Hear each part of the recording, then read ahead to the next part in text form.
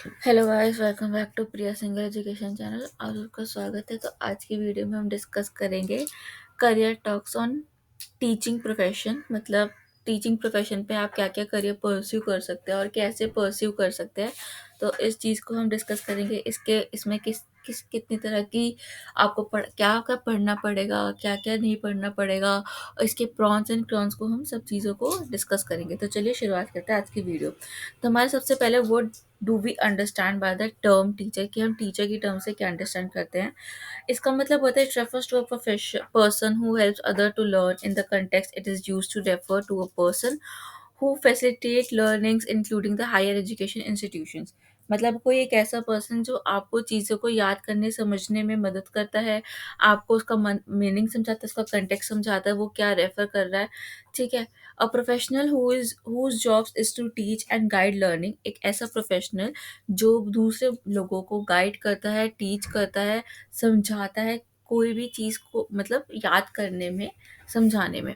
Teacher characteristics such as their belief, motivation and other factors that affect teachers and their practices। मतलब teachers के characteristics क्या होता है, या तो टीचर्स करेक्टरिस्टिक उनका बिलीफ, मोटिवेशन, जो अदर फैक्टर्स अफेक्ट करते हैं उनकी टीचिंग को और उनके practice को। A person who helps students to acquire knowledge, competitiveness or virtue, those who are employed as their main role to teach others in a formal education context, such as at a school. A teacher or school teacher is a person who provides education or for pupils and students. The role of teacher is often formal and ongoing, carried out at a school or other places of formal education. The teacher, as a facilitator, provides an educational atmosphere where students have the opportunity to fulfill their potential or intellectual, emotional, physical and psychological growth। मतलब ये कि जितने भी teachers होते हैं वो help करते हैं बच्चों को नॉलेज एक्वायर करने में। ठीक है। वो एक दोज हु आर एम्प्लॉयड, उनका ये मेन रोल होता है कि फॉर्मल एजुकेशन प्रोवाइड करना बच्चों को स्कूल्स में। स्कूल टीचर कैसा पर्सन होता है जो एजुकेशन प्रोवाइड करता है लोगों को, और ऐसा एटमॉस्फेयर प्रोवाइड करता है बच्चों को कि वो अपना फुल पोटेंशियल दे सके, फिर इमोशनली, फिजिकल, साइकोलॉजिकल उनकी ग्रोथ के लिए। ठीक है। तो ये हमारे टीचर्स के टर्म्स होते हैं। आप टीचर्स कितने कितने डिफरेंट लेवल पे आप बन सकते हैं। एक तो होता है प्री प्राइमरी स्कूल टीचर, एक होता है आपका प्राइमरी स्कूल टीचर, एक हाई स्कूल टीचर जो आपके जितने भी 10th 12th के बच्चे होते हैं उनको पढ़ाते हैं। Senior secondary, pre universities to teachers and professor जो कॉलेज में लेक्चरर होता है। स्पेशल एजुकेटर जो कोई किसी स्पेशल टाइप की एजुकेशन देने के लिए ही टीचर्स टीचर बनते हैं। ठीक है। तो ये हमारे कुछ कुछ टाइप के टीचर्स होते हैं। ठीक है। आप प्राइमरी स्कूल के टीचर, प्री प्राइमरी स्कूल के टीचर कैसे बन सकते हैं, तो उसके जिसमें आप 3 to 5 years के बच्चों का हैंडल करते हैं, तो उसके लिए मिनिमम क्राइटेरिया क्या होता है। उसके लिए आपको एक बेसिक ट्रेनिंग सर्टिफिकेट करना पड़ता है, डीएड डिप्लोमा इन एजुकेशन करना पड़ता है, या फिर आपको टीचर ट्रेनिंग कोर्स करना पड़ता है।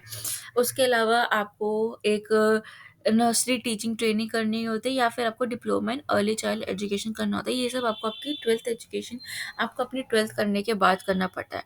अगर कोई अ, सिर्फ प्राइमरी स्कूल का टीचर बनना चाहता है तो उसको एलिमेंट्री टीचर एजुकेशन करनी पड़ती है 2 साल की, या फिर उसको बीएलएड करनी पड़ती है। ठीक है। वो होती है 4 साल की।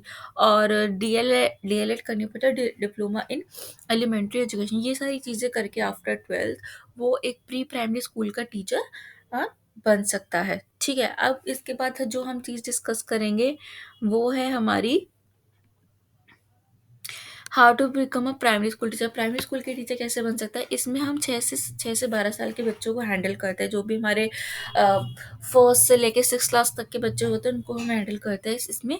तो इसके लिए हमें क्या चाहिए होता है, इसके लिए भी हमें बीएलएड चाहिए होती है जो कि 4 साल की होती है, डीएलएड चाहिए होता है, फिर डीएलएड मतलब diploma in elementary education in India जो कि 2 साल की होती है, या फिर हम सीधा एलिमेंट्री टीचर एजुकेशन कर सकते हैं और साथ में बीएड कर सकते हैं 2 साल की।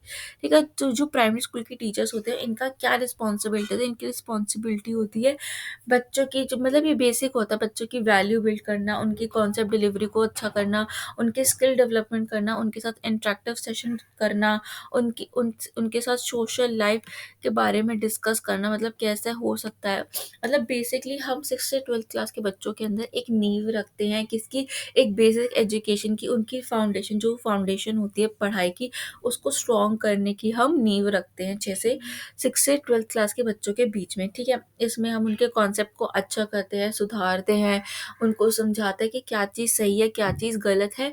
तो उस चीज़ की जो फाउंडेशन होती है वो हम 6 से लेके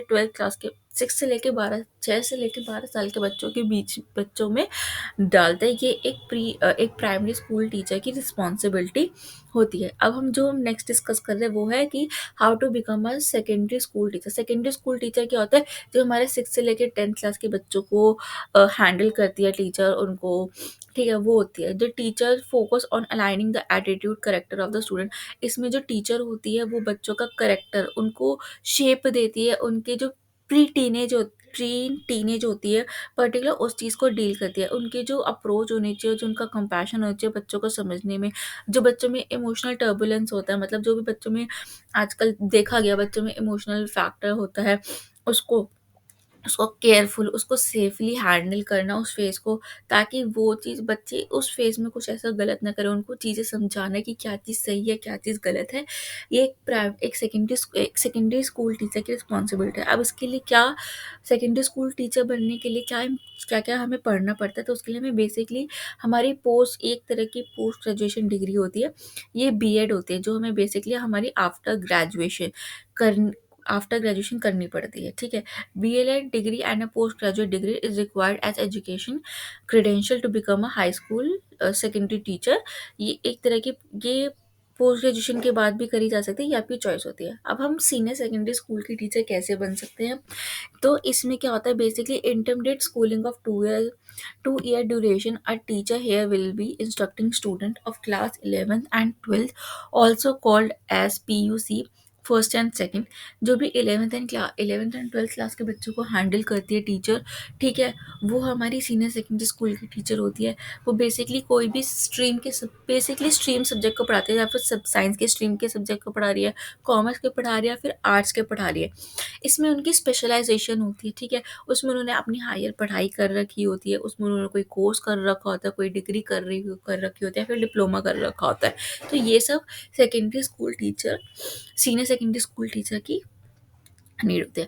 अब इसका एजुकेशन क्राइटेरिया क्या होता है, या आपको बीएड तो करनी है, आपके पास मास्टर डिग्री भी होनी चाहिए, बोथ आपको बीएड और मास्टर डिग्री बोथ दोनों होनी चाहिए उसमें, और जिसमें आपके मिनिमम 55% होने चाहिए बी पोस्ट ग्रेजुएशन में, ठीक है। Can also attend central state specific eligibility test, मतलब जो टीचर है वो उसके लिए कोई सेंट्रल स्टेट का जो टेस्ट होता है स्पेसिफिक, उसको भी दे सकता है, उसको क्वालिफाई कर सकता है। उनके सेंट्रल स्टेट के जो स्कूल्स होते हैं उसमें जॉब लेने के लिए आपको सीटेट भी देना पड़ता है। सीटेट यानी सेंट्रल टीचर एलिजिबिलिटी टेस्ट, या फिर स्टेट टीचर एलिजिबिलिटी टेस्ट, ये आपको देने पड़ते हैं अपनी सीनियर सेकेंडरी स्कूल की टीचर बनने के लिए, किसी भी स्कूल में कोई भी स्पेसिफिक सब्जेक्ट पढ़ाने के लिए, या फिर सेंटर या फिर स्टेट के किसी भी गवर्नमेंट स्कूल में, ठीक है, या फिर गवर्नमेंट या प्राइवेट किसी भी। अब हमारा जो नेक्स्ट है, how to become a professor और लेक्चरर। आप प्रोफेसर और लेक्चरर कैसे बन सकते हो, ये आपके पास मास्टर डिग्री होनी चाहिए, को कैंडिडेट ने या फिर नेट क्लियर करना होना चाहिए, या फिर SLT क्लियर करना होना चाहिए, उनके पास वो PhD क्वालिफाई होनी चाहिए, उनके पास 6 से 4 साल रिक्वायर्ड होते हैं अपनी PhD कंप्लीट करने के लिए। डिपेंड करता है कि उनका कौन सा प्रोग्राम है, क्या डिज़ाइन है, क्या सब्जेक्ट है, कौन सा इंस्टीट्यूशन है। SLT एलिजिबिलिटी टेस्ट, और फिर NET क्या होता है आपका, नेशनल एलिजिबिलिटी टेस्ट होता है, ठीक है। ये बेसिकली ये जून के मंथ में कंडक्ट किया जाता है, और NET जो होता है ये आपका साल में 2 बार कंडक्ट किया जाता है, जून और नवंबर में। दोनों के बीच में डिफरेंस क्या है कि दोनों के अप्लाई प्रोसेस में कैंडिडेट क्लियर में और एक असिस्टेंट प्रोफेसर हो जाता है कॉलेज में अक्रॉस इंडिया। आप नेट क्लियर करने के बाद MPhil या PhD प्रोग्राम में जा सकते हैं। उसके बाद आपको JRF करना पड़ता है 2 साल का, साथ में आपको ये सब चीज़ें करनी पड़ता है, और जो रैंक होते हैं वो असिस्टेंट प्रोफेसर होते हैं, फिर एसोसिएट प्रोफेसर होते हैं, फिर आप प्रोफेसर बनते हैं, ठीक है। ये नॉर्मल मास्टर डिग्री रिक्वायर्ड होते हैं किसी भी कॉलेज में लेक्चरर बनने के लिए। पीएचडी क्लियर कर ली तो आप असिस्टेंट प्रोफेसर। अब स्पेशल एजुकेटर कैसे बनते हैं? इसके लिए आपको फ़ोकस करना पड़ता है, किसी भी आपको फ़ोकस करना है बच्चों की, focus on working with children and youth. आपको बच्चों के साथ काम करना पड़ता है, उनकी नीड्स पे काम करना पड़ता है। यहाँ पे वर्क करते हैं उनकी इमोशनल, फिज़िकल डिसेबिलिटी पे। यहाँ पे उनका बेसिक फ़ोकस होता है उनकी लिटरेसी और लाइफ स्किल पे। उनकी जो रिस्पॉन्सिबिलिटी होती है higher than above any extend educative hand to childrens parents. मतलब आपकी रिस्पॉन्सिबिलिटी यहाँ पे ज़्यादा होती है ताकि बच्चे समझ पाएँ, अंडरस्टैंड कर पाए फास्ट है। इसके लिए आपको बीएड परस्यू करना पड़ता है स्पेशलाइजेशन में, या फिर डिप्लोमा करना पड़ता है स्पेशलाइजेशन में। आप किसी भी, it can be supported different courses available. आप किसी भी प्राइवेट एनजीओ के साथ मिलकर काम कर सकते हैं और इफेक्टिव एजुकेशन अपडेट कर सकते हैं। अब कोर्स डिटेल क्या होता है? टीचिंग में कितने तरह के कोर्सेज होते हैं? एक होता है एनटीटी या फिर nursery teacher training, BEd bachelor of education, MEd master of education, DEd आपका diploma in education, and DElEd is diploma in elementary education. ये आपके 5 तरह की एजुकेशन होती हैं, जो आप 5 तरह के टीचिंग टाइप ऑफ कोर्सेज होते हैं जो आप परस्यू कर सकते हैं। ठीक है, अब ये चीज़ आप, ये 5 तरह के आप कोर्स परस्यू कर सकते हैं किसी भी टीचिंग कोर्स में। So thank you guys for watching this video. आज की वीडियो को यहीं तक है। इसका जो नेक्स्ट पार्ट है वो भी चल जाएगा, जिसमें हम सारे कोर्सेज को डिस्कस करेंगे, इसके टीचिंग के प्रॉन्स एंड क्रॉन्स को डिस्कस करेंगे। तो आज की वीडियो को हम यही रखते हैं यहाँ तक। तो अगर आपको वीडियो पसंद आई है तो please like, share and subscribe our channel, and please do like the channel and do subscribe the channel, तो जो कि बहुत ज़रूरी है हमारे लिए। तो आपसे मिलते हैं कल अगली वीडियो में, जिसमें हम इसी के प्रॉन्स एंड कॉन्स को आगे हम डिस्कस करेंगे। ठीक है।